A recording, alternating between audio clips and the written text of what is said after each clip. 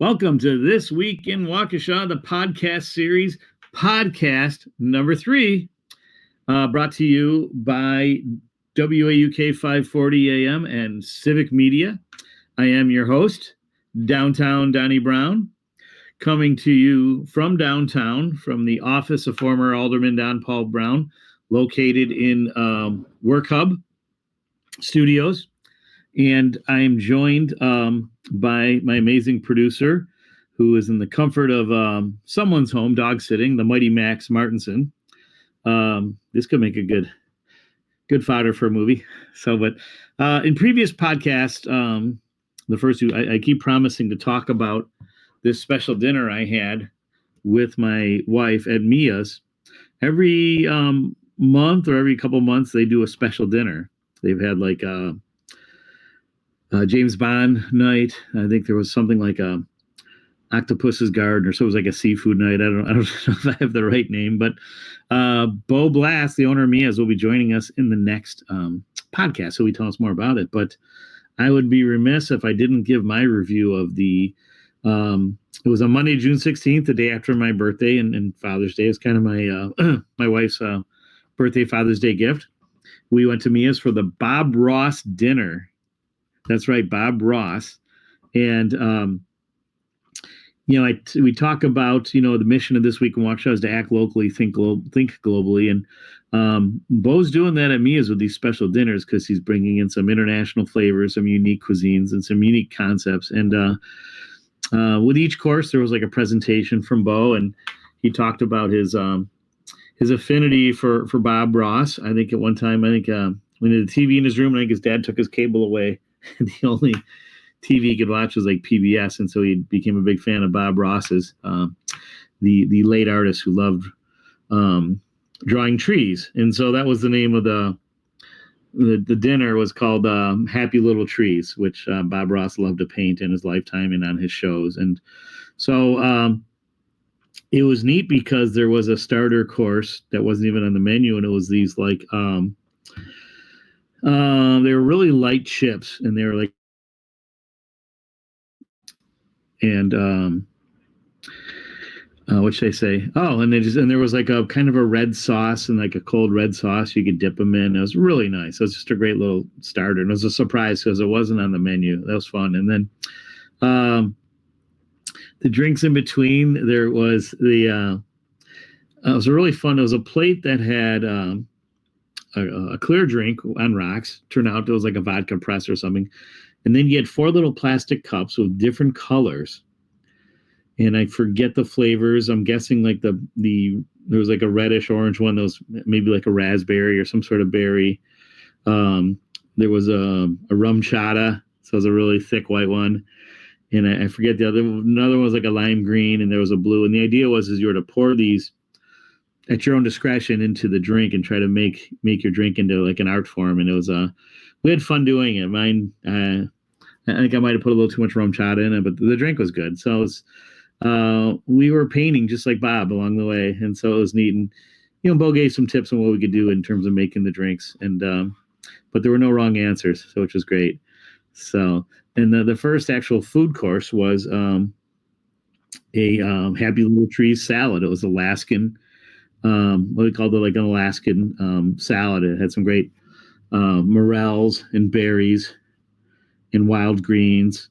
There was even some, I think, some flower petals in there that were edible, and some blue cheese chunks, which I love. And so that was a really nice start. We had a pasta course, and it was just like little spoonfuls of pasta, like 4 little spoonfuls. And then they were joined by 4 tubes, like toothpaste tubes, but each tube had a different type of pasta sauce. And one was like your traditional maybe tomato base kind of pasta. Another one was like a pesto that was amazing.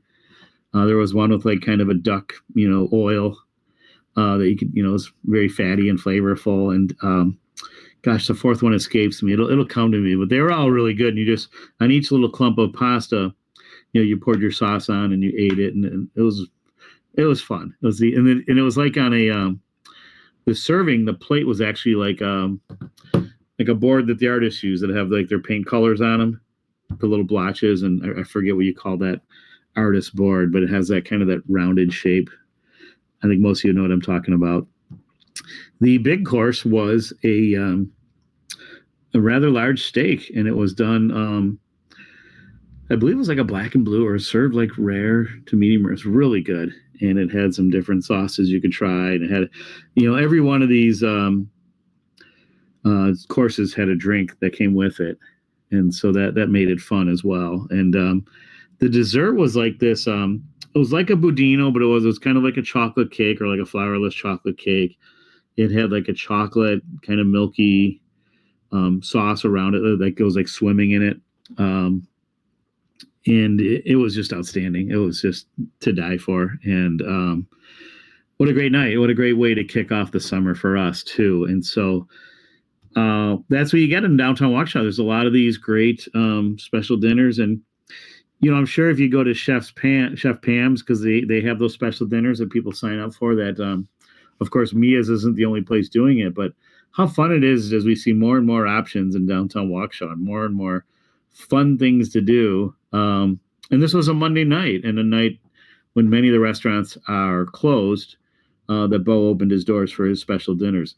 The next one's on July 14th. There may be a few seats remaining. Like when we were there on June 16th, there was like 7 spots remaining, and it fills up pretty quickly. So when Bo comes on, he'll tell us if there's any left. But he's got a full calendar. There will be other events throughout the summer and throughout the year, and I believe he's on kind of a monthly track. So look for these special dinners, and and just check out all the other great dining options that we have here in downtown and throughout the city. It's really something to behold, to see all these places doing well. By the way, when we had our special dinner, we had the great fortune of being seated with, it was a four-top.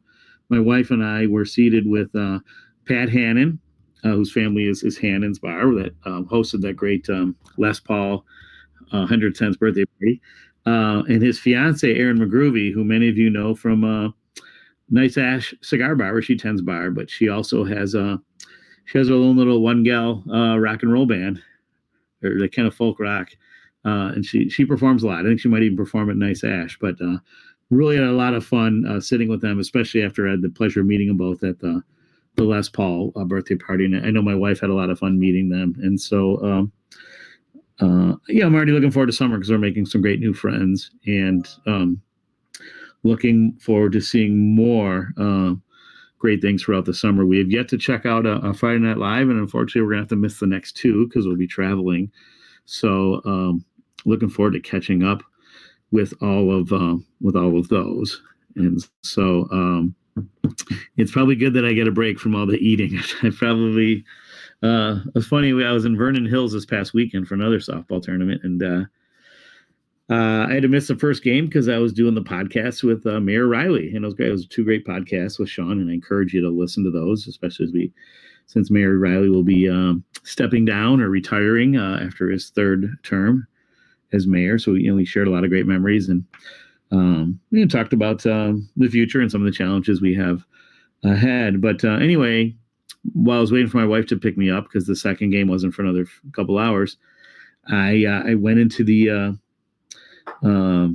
fitness room at the hotel to put my, do some walking, to work out a little bit. As I was checking out my daughter's game in the Game Changer, I felt like Billy Bean in Moneyball, the Brad Pitt character, when he'd never watch the games, he'd just be in the fitness room. And I kind of got excited. My daughter had an RBI single. I think it was the game-winning run. And it's like I could feel the same crack of the bat that Brad Pitt heard when in the movie when Hattie hits the big homer. But hope I didn't ruin that for anybody. But anyway, I got on the scale, and again, I'm trying to get under 200. Unsuccessful. I think I've managed to get from 210, 212 down to like 205 or 4. We're getting there. But this said I weighed 160. I'm like, no way. And it makes you wonder if the hotels do that on purpose so people can splurge when they go to dinner. And hey, I've earned this holiday. it just hasn't been fixed. But either way, it was nice to at least believe for a moment that I could, because that's the weight I should be at with my height. Is I should be somewhere in the neighborhood of like 160, 165. So we shall wait and see. So taking a moment here. One of the advantages of working in the office of former Alderman Don Paul Brown at the Work Hub Studios is I get to try some really great liqueurs that my host, Mary Jane Sanchez, has. And I'm glad that in order for her to notice, she'll have to listen to my podcast. So maybe I hope she's not listening. But this was actually it's a tequila infused with prickly pear. And it's really lovely. It's a great little sipping tequila. You know, we don't shoot that one. It's a really nice. And it's keeping me going here in our in podcast number 3. How about it?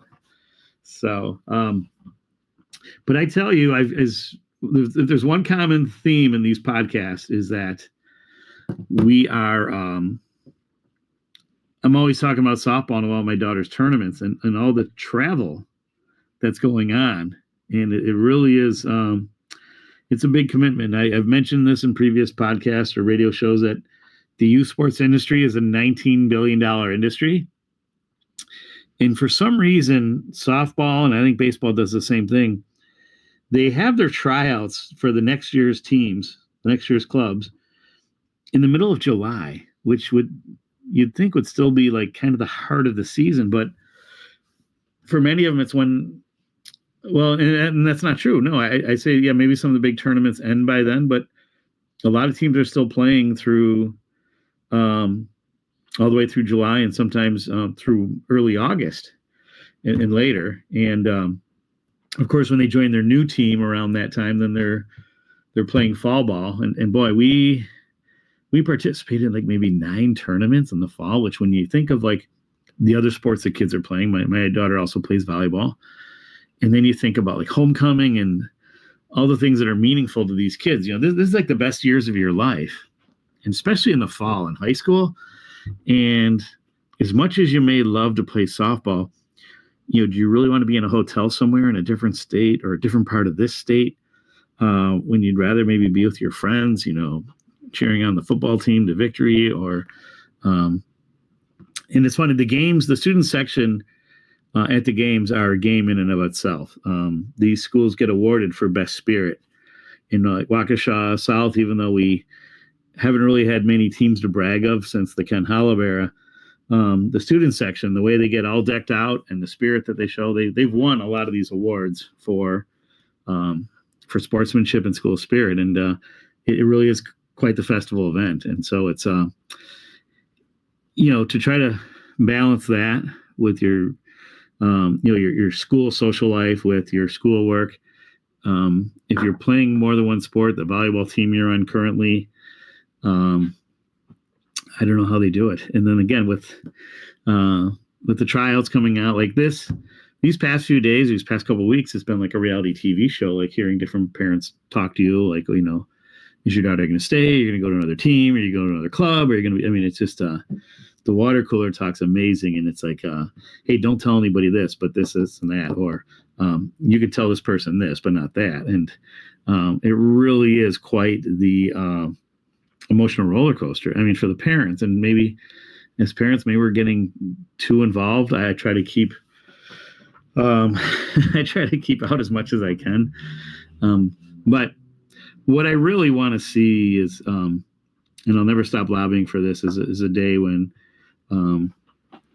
and we have a wonderful Parks and Rec program, but by design, our parks, like the baseball, is not as robust as it once was when we were kids, because they're giving way to these club teams that people are investing thousands of dollars on each year for the kids to be in. But the great thing about rec baseball, when I was growing up, and it could be a reality again, is for $25 or whatever that fee was, from 9 to 12 every morning, Monday through Friday, you could play, and your coaches were like high school players or college students that played, And they're not necessarily playing favorites, or just they're teaching you, and you're doing drills and you're doing fun things. You're scrimmaging a lot, and maybe most of the time, but it's that repetition that you get in rec baseball, in that traditional program that's almost non-existent, that you simply don't get in these club teams where you pay thousands of dollars and you play year round. And the cold weather, you're playing indoors. I really don't know how much benefit there is to that. But it's during that time when the snow melts, when the weather's warm, that's your best opportunity to develop that mental muscle, that baseball, softball muscle, playing every day and practicing fielders, practicing your hitting, practicing your throwing, all the things, your steps, your running, your just the science of the game. And it's something that I'd love to see Waukesha really take a hard look at.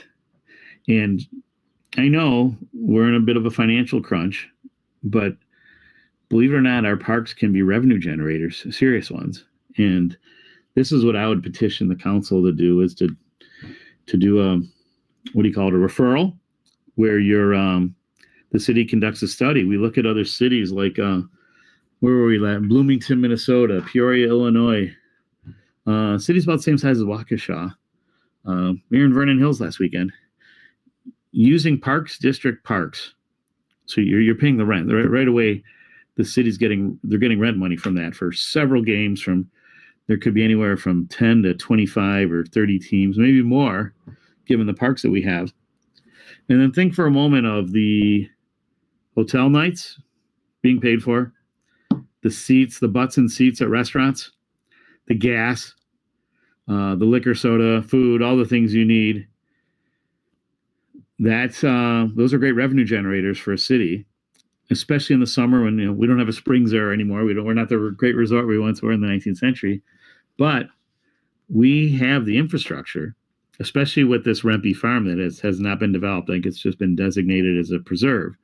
But for 42 acres, there's a lot of opportunity to create a sports complex, an indoor-outdoor softball and baseball complex with a hospitality, a reception component, bar/banquet hall, where teams, families can hold birthday parties, celebrations of life, weddings, baptisms, you name it. And you're just eating there every day when you're watching your kids play. That those could be some real wins for the city, and that's what could fund easily affordable rec baseball programs where every kid from every family gets to play. Right now, as it exists, youth sports is the Jim Crow. It's the new Jim Crow, and that there's a lot of lower income families, a lot of families of color that simply can't afford to have their kids participating in baseball, the great American pastime, as well as all the other sports.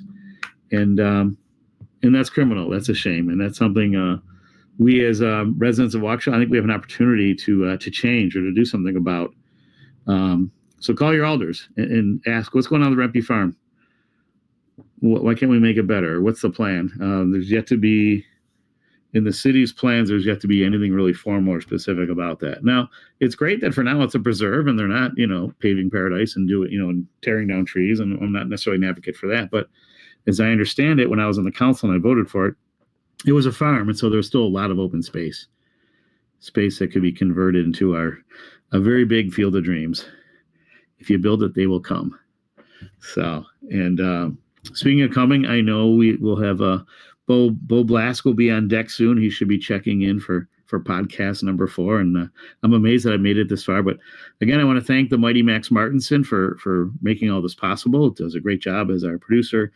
I want to thank Civic Media and WAUK 540 AM for supporting this podcast.